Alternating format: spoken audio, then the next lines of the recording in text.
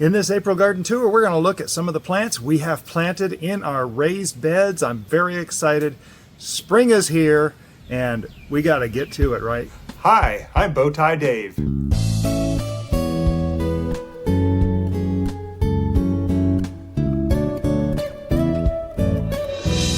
So welcome to the Bowtie Gardens. I'm Bowtie David, as seen by my name tag. We are looking at April of 2025, the garden tours. Here in Florida, we have already hit the 80s Fahrenheit. That's like 26 Celsius, and we've pretty much stayed here for quite a while. It is warm. As you can see, we've already got the shade cloth up, which is kind of cool, but the shade cloth had to go up because Mrs. Bowtie needed a little more protection when we're sitting out here. We are ready to put up some more shade cloth. We're probably not going to do it today, but by the time you see this garden next, there will be a couple more pieces, though not as much as last year. We're going to ease off of that a bit. Our weather for the past few weeks has been like this. Very little change, very little difference between the highs and the lows.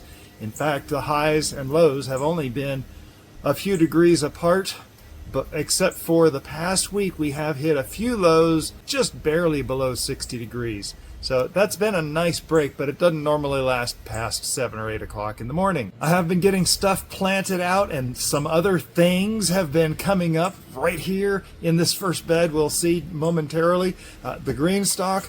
This is, some of y'all don't know, we actually have 2 more GreenStalks in storage. And this is the first one that we had.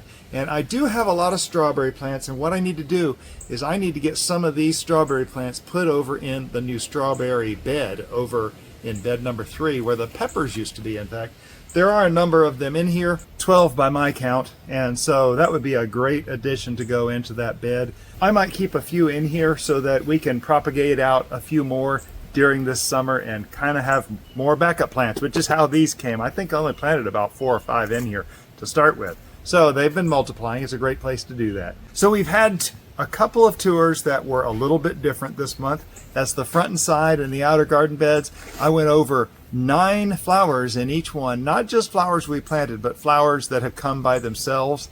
And it was really interesting to see what is growing in the garden and make some discoveries along the way as far as the flowers that are there and learn about them. If you haven't seen those, be sure to use the links at the end video. At the closing screen, there'll be the 2 on the right hand side of the screen as you're watching this video, so you can continue on to one of those if you haven't seen it yet.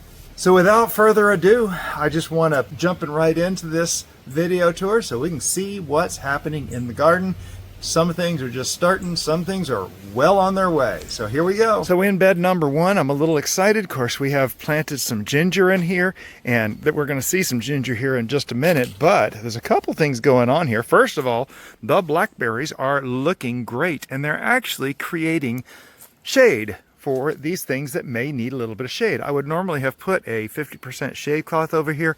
I'm going to dare and not put on that shade cloth this year and see what happens. We do have our jasmine here, our Carolina jasmine. This is a beautiful yellow jasmine, and so many of these look like they're coming. I've actually pulled off a couple of yellow flowers on this that popped out, but I can see there's new growth in places on several of these. In fact, can you see right there?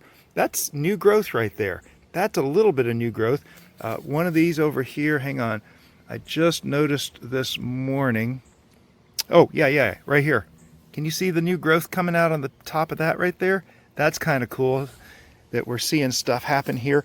This does get a little bit of water every other day, and it seems to be surviving. This arch trellis with the blackberries, of course, it has, or it is going to have, I hope, our Suyo Long cucumbers. And there's my first one in my shadow right there, and I'm very excited. I had to actually cover this over with a lid here and come out and water it on occasion as well, just to get this thing to germinate.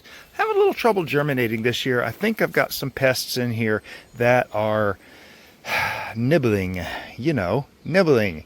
So yeah, there's a couple on the other side over here. We'll show you when we get around to bed 2.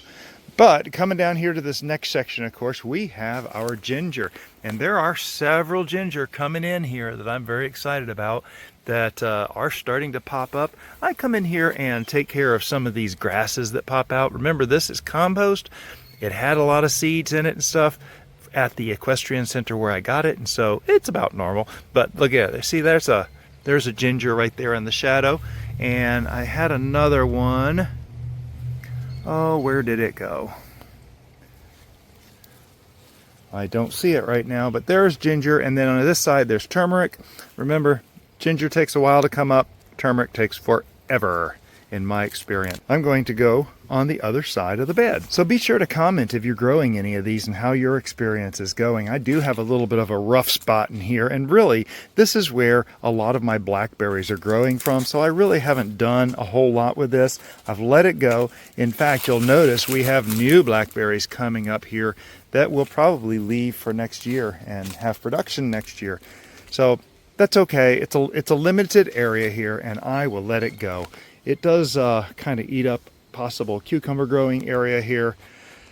Not going to worry about it. So the next thing, our new feature here, of course, is our hot chili pepper bed. And we planted out, I think, let's see, 23. We planted out, there's 4. So 19 peppers. Some of them have not survived the overwintering. This one here, which was a Dragon Cayenne, I had a few of those, so it's not a big loss. This thing obviously did not survive, but most other things did. In fact, you can see here there's a peppadew. I think that's a peri-peri. We have one Scotch bonnet. I think somewhere I said we lost all our Scotch bonnet. I think I have one Scotch bonnet left. So this one here, look at all the leaves on this thing. That is another peri-peri. But we do have some survival in here, and I'm very encouraged. In fact, looky here, we even have a lizard right here that's looking right at us. He says, that's close enough, buddy. And he crawled over there on the Tabasco plant, but he's fine. So yeah, I'm very encouraged. Even this one down here, I thought this one was not going to make it. This branch over here looks like it died. In fact, it's kind of shrunk back a little bit right there at the base. But looky there, and that is a jalapeno traveler, which is a smaller jalapeno in my experience. We do have a lot of grasses that obviously overwintered with these things, and so I have to occasionally come in here and pull these things out so they don't crowd my nice chilies out. It happens, it happens. So that's kind of a cost of overwintering the way I do.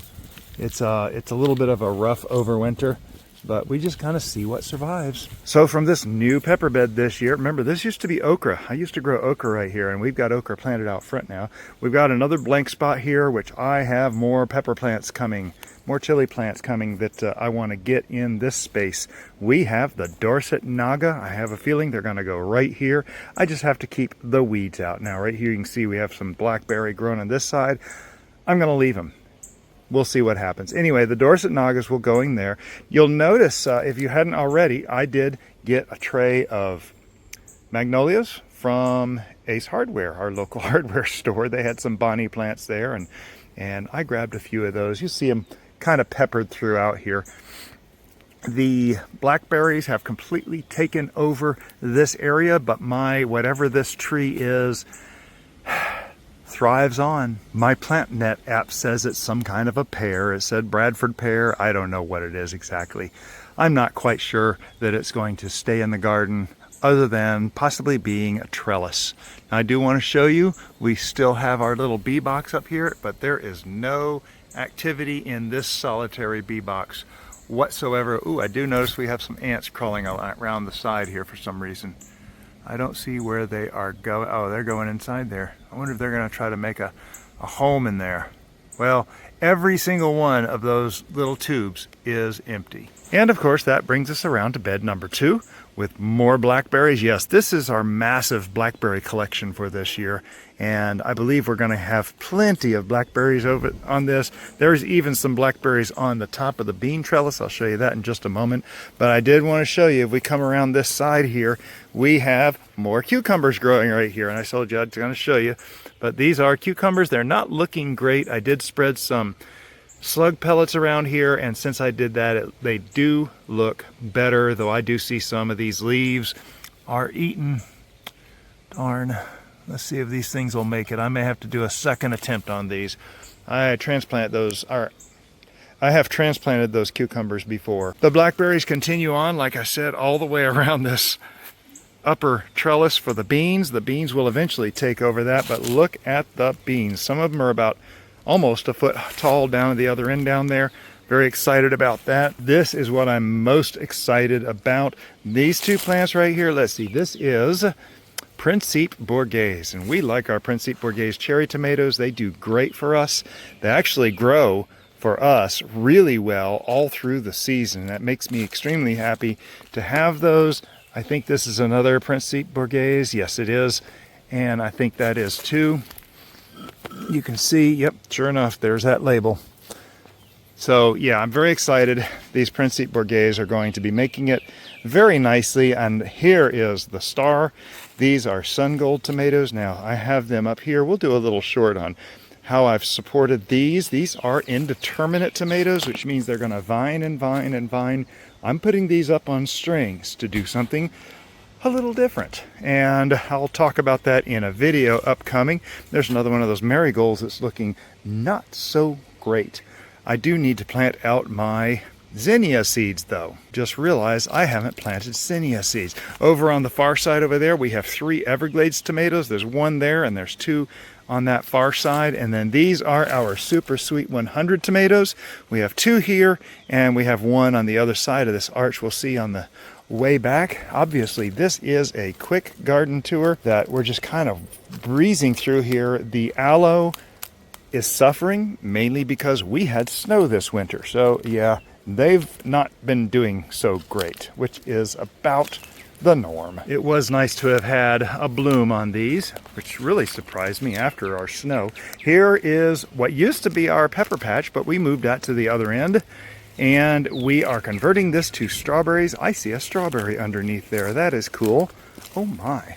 Mrs. Bowtie doesn't need to know about this, so no one tell her. It is not perfectly ripe. Oh, there's more in there. She can have another one. I wonder how. See, now it's not, it's kind of white on one side, so I'll bet you it's not red all the way through. But oh, it tastes good. It does taste good. We have our mint plants. This is actually one of the mint plants from the punch gardening video that I did, the short. And there's an icon on the right hand side of the screen here. It says there's a link down in the description below. And over there on the left you can see me punching this plant in to its place. Yes, mint doesn't care. It is a tough plant. Look how much it's growing. There is a magnolia leaf that obviously needed to be removed, but you can see, look how big it's growing already. That hadn't been but a couple weeks ago. Mint is prolific. And now I did move it over here because I had digging in this bed, and there were a few holes. In fact, you can see one of the holes that I had right here underneath this magnolia. This hole was dug pretty deep. I moved that mint over to this bed. Haven't had any digging yet. There you can see there's another kind of hole there, but I haven't had any digging since. I don't know what it was that was digging. Whatever it was, it's done.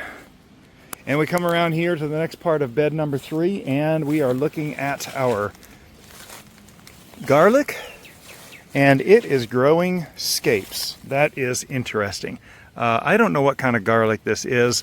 I don't even know if it's going to bulb. This was a oh, it's starting to bulb. Oh my goodness.